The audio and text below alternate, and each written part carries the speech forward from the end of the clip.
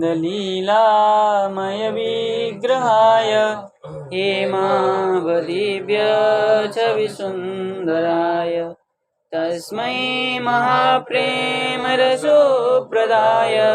चैतन्यचन्द्राय नमो नमस्ते। तो हम विचार कर रहे थे कि वैकुंठ का स्वरूप वर्णन कर रहे थे। तो वैकुंठ कैसा है? विशुद्ध सत्व गुण वाला है, ये प्रतिपादन हुआ था। और क्या प्रतिपादन हुआ था? और उसके बाद क्या प्रतिपादन हुआ था वैकुंठ का? हाँ, अष्टद्वारी, अष्टदिक्पाल, ये सब विचार हुआ था, वर्णन कर रहे थे, है ना। चलिए, उसी प्रकरण में आ रहा है तासाम अचिंतत्वम आह। वैकुंठ जो है अचिंत्य है। अचिंत्य मतलब हाँ, चिंतन से बाहर है। न चिंत्यते इति अचिंत्य, जिसको हम सोच के चिंतन करके वर्णन नहीं कर सकते, कि निश्चय करके नहीं कह सकते कि ऐसा है उसका स्वरूप को, क्योंकि वहां कैसा है? दिव्य है सब। तो दिव्यता को वर्णन करना संभव नहीं है, इसलिए वो कैसा है? अचिंत्य है। बोले क्यों? बोले आत्मा ईश्वर अतर्क्य सहस्र शक्ति स्पष्टम। बोले आत्मा ईश्वर, इसका जो शक्ति मतलब यहाँ जो सामर्थ्य है कैसा है? बोले सहस्र, अतर्क्य है, तर्क युक्त नहीं है। तर्क नहीं कर सकते कि ये ऐसा ही है। यदि तर्क किया जाए तो वृंदावन में 5,500 मंदिर में 5,500 स्वरूप से भगवान बैठे हुए हैं, और यहाँ भी प्रत्येक स्थान में दिव्यता है। ये क्योंकि ये कैसा है? वृंदावन चिन्मय है। तो चिन्मय होने से क्या है? ये भी अचिंत्य है। तो यहाँ कर सारे लीला भी अचिंत्य है, उनके सारे क्रियाकलाप अचिंत्य है, और इसलिए उनके धाम भी अचिंत्य है, वो भी अचिंत्य है। इसलिए कौन कौन अचिंत्य है? बोले आत्मा ईश्वर, और ईश्वर के लीला धाम, लीला गुण धाम, ये सब भी अचिंत्य, अतर्क्य है, तर्कयुक्त नहीं है। इसलिए ब्रह्मसूत्र में कहा है तर्का प्रतिष्ठानात्। क्या है सूत्र? क्या है? तर्का प्रतिष्ठानात्। हाँ, ठीक है ना। तर्क से प्रतिष्ठा नहीं, अप्रतिष्ठानात्। तर्क से प्रतिष्ठा नहीं हो सकता है, ठीक है ना। कैसा है? बोले सहस्र शक्ति युक्त, सहस्र शक्ति से युक्त होने के कारण वो अतर्क्य है, इति स्पष्टम। बोले उक्तम च अचिंतत्वम, और ब्रह्मसूत्र में कहा है वो अचिंत्य भी है। बोले क्यों? बोले श्रुतेस्तु शब्द मूलत्वात्। शब्द मूल मतलब शास्त्र मूलत्वात्। श्रुति कैसा है? शब्द मतलब शास्त्र क्या है? शब्द प्रमाण, शब्द प्रमाण, वैदिक वेद शास्त्र आदि से क्या है? वो प्रमाणित है। इसलिए श्रुति जो है शब्द मूल होने से वो कैसा है? अचिंत्य है, अचिंत्य है। ब्रह्मसूत्र में दो सूत्र में बताया है, ठीक है ना। अचिंतत्वम और श्रुतेस्तु शब्द मूलत्वात्, ये 2 सूत्र में बताया गया है। बोले आत्मनि चैव विचित्राश्च ही। बोले आत्मा कैसी है? विचित्र है। आत्मा का स्वरूप कैसा है? विचित्र है। क्यों? कथम? बालाग्र शतभागस्य शतधा कल्पितस्य च भाग जीवो सविज्ञेय सचनांताय कल्प्यते। ठीक है ना। क्या है? सूक्ष्म से सूक्ष्म है। बालाग्र शतभागस्य, बाल की अग्रभाग को 100 टुकड़ा किया जाए, शतधा कल्पितस्य च, उसमें से एक टुकड़ा लेकर के पुनः 100 टुकड़ा किया जाए, है ना। इसलिए वो कैसा है? विचित्र है। इतना छोटा है, उसको कोई चित्रित नहीं कर सकता, अंकित नहीं कर सकता कि इतना बड़ा है, ठीक है ना। इसलिए उसको विचित्र शब्द से कहा। विचित्र मतलब चित्र विचित्र नहीं है, विचित्र मतलब चित्राभाव, विशेष चित्र, चित्राभाव, जिसका चित्र मतलब चिन्हित नहीं कर सकते है कि इतना बड़ा है। सोर्स बड़ा भी नहीं कह सकते। बाल की अग्रभाग को 100 टुकड़ा किया जाए, उसमें से एक टुकड़ा को 100 टुकड़ा किया जाए तो उस इतना बड़ा तो कोई चीज होता ही नहीं जिसको हम उदाहरण दे के कह दें कि इतना बड़ा है। हमारे दृष्टिगोचर सबसे सूक्ष्म वस्तु क्या है? अणु है। सूक्ष्म वस्तु पूछ रहा हूं। हमारे दृष्टिगोचर सबसे सूक्ष्म वस्तु क्या है? बाल। त्रसरेणु। हाँ। त्रसरेणु सबसे छोटा है, जिसको हम पकड़ के भी पकड़ नहीं पाते। हाँ, सूर्य किरण जो क्या जालांधरे कहते हैं, सूर्य। धूल नहीं है वो। धूल को तो हम ऐसे करके ले सकते हैं, धूलिकणा कहते हैं, लेकिन धूलकणा नहीं है वो, त्रसरेणु है वो। पकड़ने जाए तो छूट जाता है, कुछ है ही नहीं, आता ही नहीं, दिखता है बस। यहाँ पे भी है, यहाँ पे भी है, परंतु हम देखते हैं। तो ये हमारा दृश्य क्या है? दृश्य वस्तु है। उसको भी 100 टुकड़ा करके 100 टुकड़ा किया जाए तो क्या होगा? इसलिए उसका चित्रित हम नहीं कर सकते है। वहां तक तो हम चित्रित कर सकते हैं, त्रसरेणु हम दृश्यमान है। इसलिए वो क्या है? विचित्र है। देखिए कपिल देवहूति संवाद में कह रहे हैं, क्या कह रहे हैं? ये क्या है? आत्मनि चैव विचित्राश्च, ये देव कल्पित देव ने माता देवहूति को उपदेश में कहा है। ठीक है, आगे कह रहे हैं, ये तो अचिंत्यत्व की प्रतिपादन किए। क्यों अचिंत्य है? बोले इतना छोटे होने से उसकी हम चिंतित नहीं कर सकते हैं आत्मा, और उनकी भी जो ईश्वर है आत्मा के ईश्वर है, इनके जो क्या है धाम लीला आदि, वो भी सब अचिंत्य ही है।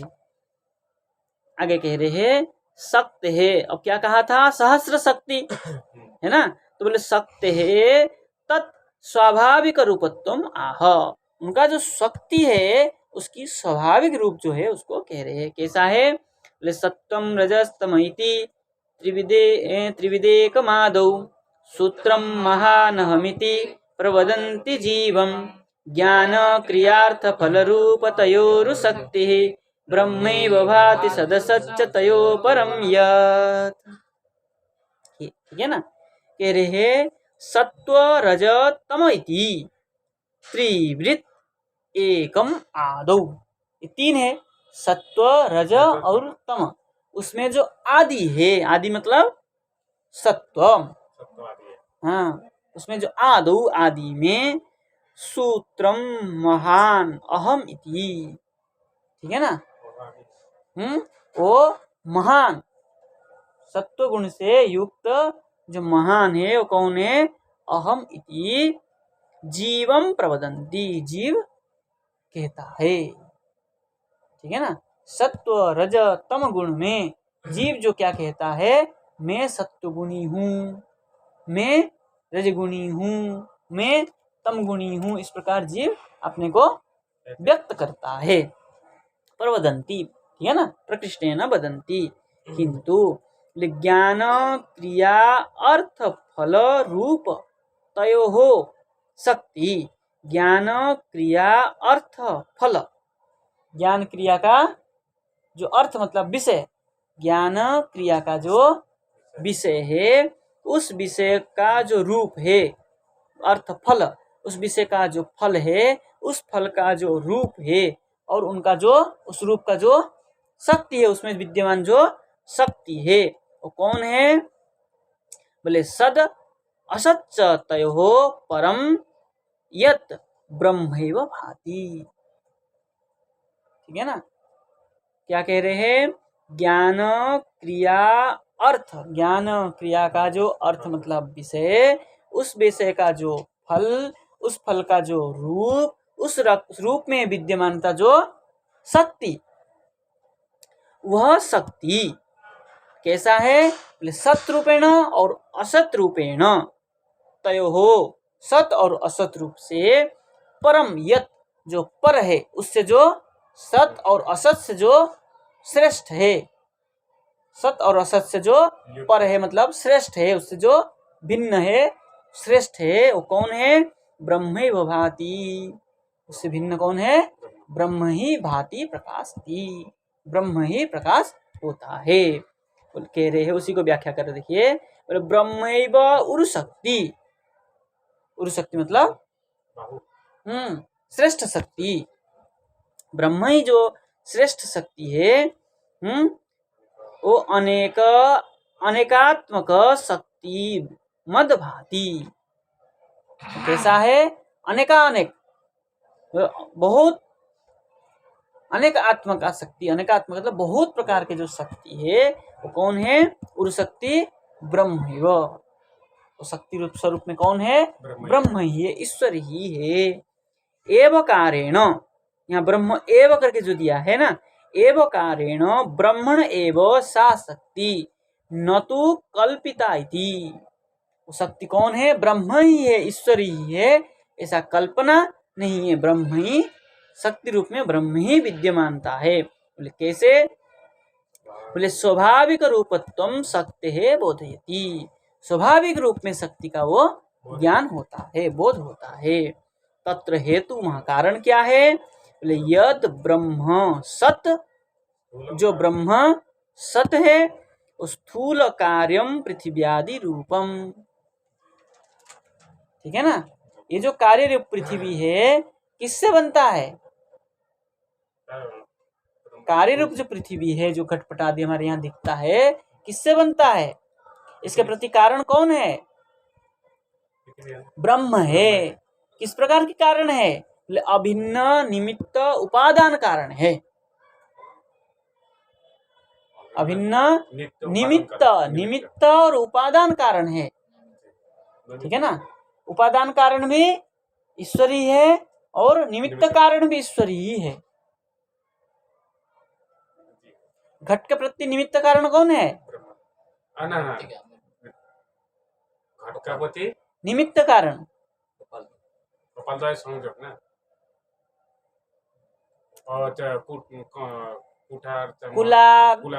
कुलाल और चक्र चिबर कुलाल आदि ये सब निमित्त है।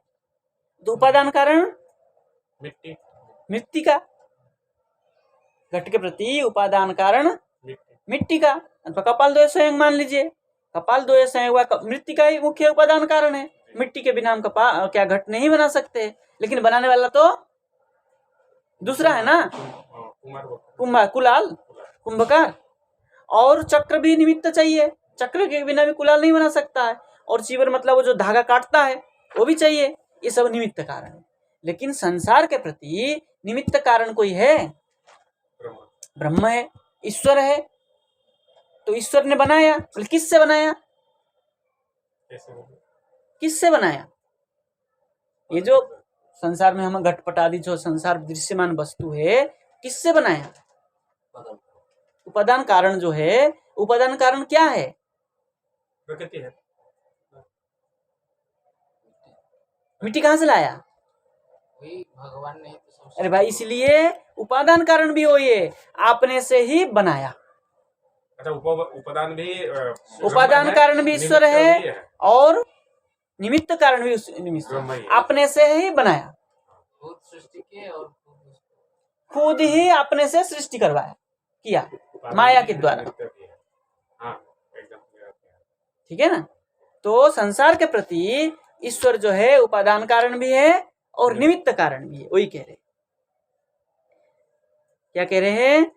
यत ब्रह्म सत, जो सत ब्रह्म है, बोले स्थूलम कार्यम पृथ्व्यादि रूपम, पृथ्व्यादि रूप में स्थूल कार्य भी है। वो क्या है? ये ईश्वर ही है। तो इससे प्रेम क्यों नहीं करते हैं? संसार से प्रेम क्यों नहीं करते हैं? संसार को मिथ्या क्यों कहा गया है? जब ईश्वर से सृष्टि है, संसार को मिथ्या क्यों कहा गया?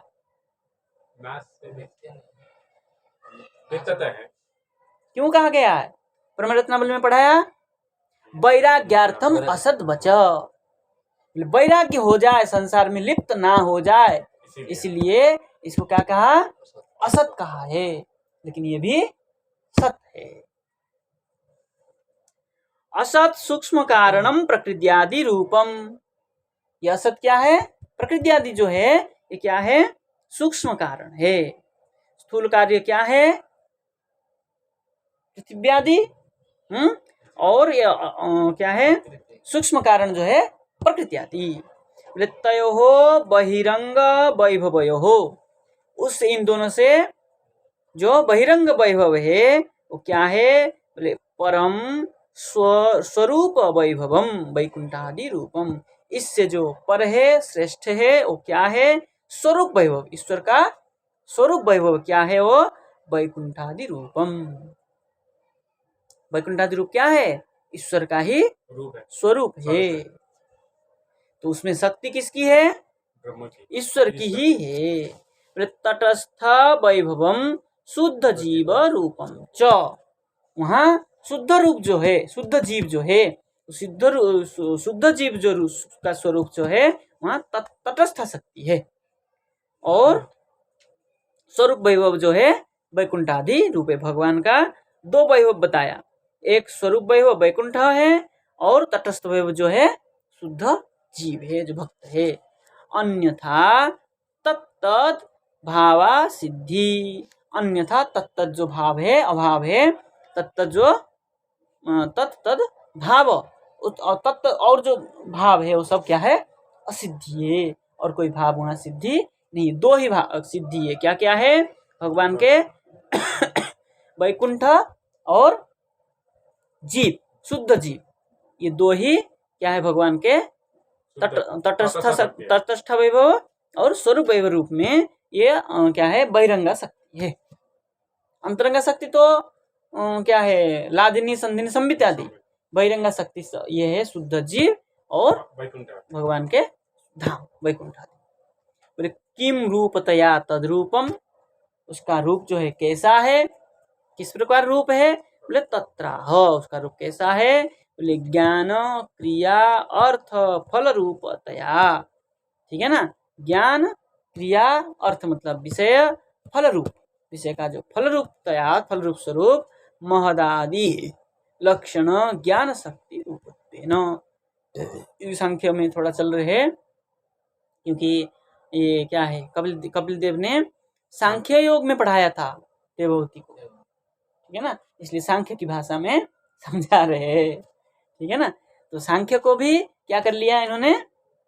जीव गोस्वामी पाद जी ने शेश्वर सांख्य रूप में बदल दिया है। हाँ, वो तो अनिश्वर बात थे ना, बाद में वो अलग बात है। यहाँ वहाँ उसी को भी यहाँ समन्वय करके चल रहे हैं, ठीक है ना? क्या कह रहे हैं? बोले ज्ञान क्रिया अर्थ फल रूपतया महदादि लक्षण ज्ञान शक्ति रूपत्वेन। तो ज्ञान क्या है? शक्ति रूप। ज्ञान शक्ति रूप से महत लक्षण। महत मतलब कौन है? महत प्रकृति का गुण है। सूत्रादि लक्षण क्रिया शक्ति रूपत्वेन। ज्ञान क्रिया था ना, क्रिया कैसा है? बोले सूत्रादि लक्षण क्या है? बहुत बातों को कम करना ही सूत्र है। सूत्र लक्षण से मतलब अति सूक्ष्म रूप में जो क्रिया शक्ति है वो भी बहिरंगा शक्ति है ईश्वर के। तन्मात्रा आदि, पंच तन्मात्रा कौन कौन है? पंच तन्मात्रा और चार, हाँ 5। ये पंच तन्मात्रा लक्षण रूप से बोले प्रकृति लक्षण तत्त सर्वैक्य रूपत्वेन सद असद रूपम। बोले जो पंच तन्मात्रा की साथ में लक्षण रूप से क्या है? प्रकृति का जो लक्षण है, प्रकृति कैसी है? सत्व रज तम त्रिगुणात्मिका प्रकृति। उसमें सत रूप में और असत रूप में। सत रूप में परमाणु रूप में सत और कार्य रूप में असत। कार्य रूप में असत, घटपटादि रूप में असत और परमाणु रूप में सत। ये सत असत रूप जो है ये प्रकृति का लक्षण है। ये कैसा है? रूप रस गंध स्पर्श शब्द, ठीक है ना, पंच तन्मात्रा की रूप में ऐसा ये क्या है?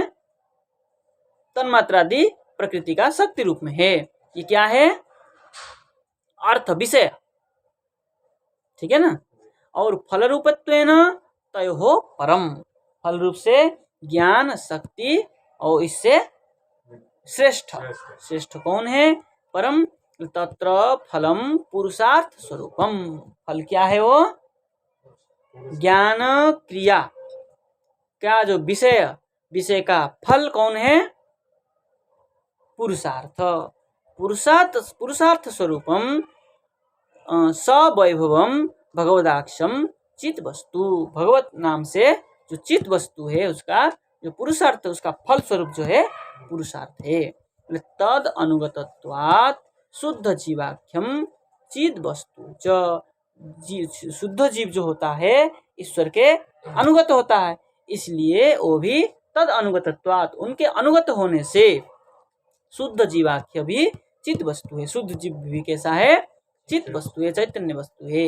एतेन, इसके द्वारा ज्ञान क्रियादि रूपेण, ज्ञान क्रिया अर्थ और फल रूप, ठीक है ना, रूप कैसा है? शक्तित्वम व्यंजितम, ये जो शक्ति है उसको व्यक्त किया गया है। शक्ति है स्वाभाविक रूपत्वम सप्रमाणम स्पष्टयति, शक्ति का जो स्वाभाविक रूप है वो प्रमाण के साथ में स्पष्ट करते हैं। बोले आदौ यद एकम ब्रह्म, आदि में जो एक ब्रह्म था, तदेव सत्वम रजतम इति त्रिविध प्रधानम, ठीक है ना, वही ब्रह्म सत्व रज तम होकर के प्रधान हुआ, मूल प्रकृति। ततः क्रिया शक्त्या सूत्रम, उसी से ही क्रिया शक्ति, प्रधान का ही क्रिया शक्ति के द्वारा, प्रधान की क्रिया के द्वारा सूत्रम, सूत्र होकर के, सूत्रम, सूत्र मतलब सूक्ष्म आकार को प्राप्त हुआ। उस प्राप्त होकर के क्या हुआ? ज्ञान शक्त्या, महान ज्ञान शक्ति से महत हुआ। ततः अहंकार, उस महत शक्ति से अहंकार की उत्पन्न, अहंकार से मन आदि होकर के सृष्टि चलता है। तदेव च जीवम शुद्ध स्वरूपम जीवात्मानं तद उपलक्षणकम वैकुंठादि वैभवंच प्रवदन्ति वेदाः, ठीक है ना। वही जो जीव है, जीव शुद्ध स्वरूप को प्राप्त करके क्या करता है?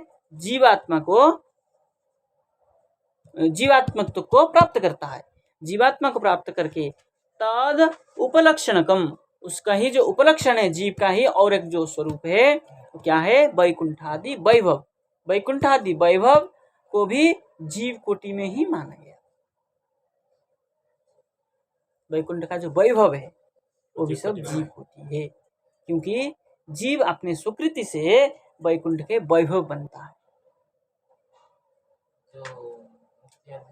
हाँ, जो सालुक्य आदि मुक्ति प्राप्त करता है, क्या करता है? वैकुंठ में वैभव ऐश्वर्य को स्वरूप ही प्राप्त करता है। इसलिए हाँ, और जीव ही तो है, ईश्वर थोड़ी बन जाएगा। जीव कोटि है, ऐसा वेदाः प्रवदन्ति, वेदों में कहा गया है। सदैव सौम्य देवग्र आसीत्, ठीक है ना, ये प्रमाण दे रहे हैं। छांदोग्य उपनिषद का कह रहे हैं, हे सौम्य, इदम सत एव अग्रे आसीत्, ये जो क्या है? संसार जगत है, सत ही था। अग्रे, पूर्व में भी सत ही था। कह रहे आदौ एकम, आदि में जो एक है, कौन है वो एक? ईश्वर है। ततः तद रूपत्वम इति, उसके बाद में उसी का ही जो रूप है शक्ति है, उसी का जो रूप है क्या है? शक्ति। वो शक्ति दो प्रकार है, अंतरंगा बहिरंगा।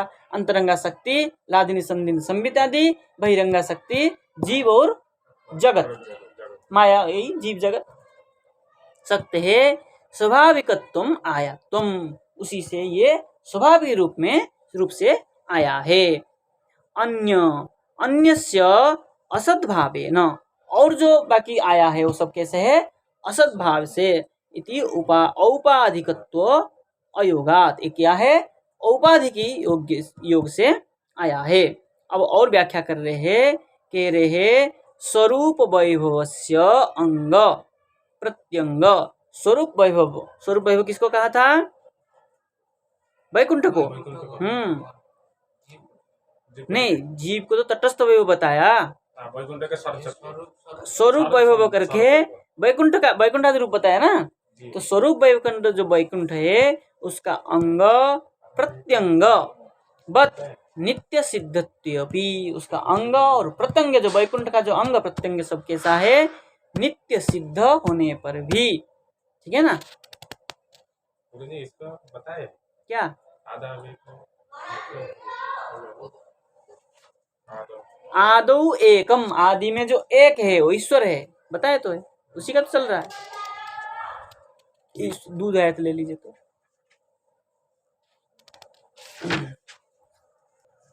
तो आगे जाके कल प्रसंग को बदल जाएगा, है ना? तो बदल का है उसी को ही आगे व्याख्या करेंगे। और इतना ही। जय जय श्री राधे।